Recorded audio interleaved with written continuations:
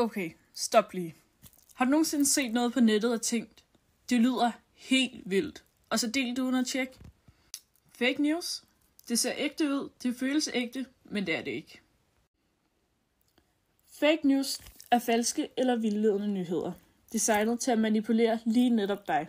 Nogle gange handler det om penge, andre gange handler det om magt, og nogle gør det bare for sjov. Fake news er falske eller vildledende nyheder, designet til at manipulere lige netop dig. Nogle gange handler det om penge, andre gange handler det om magt, og nogle gør det bare for sjov. Så for at beskytte dig selv, tjek kilden, tjek sproget og tjek datoen.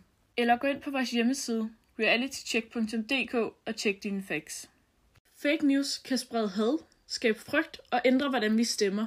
Det handler ikke kun om dumme memes, det handler om vores fælles virkelighed.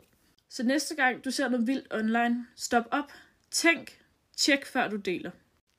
Du er det første filter mod fake news, så brug hjernen, før du bruger tommelfingeren.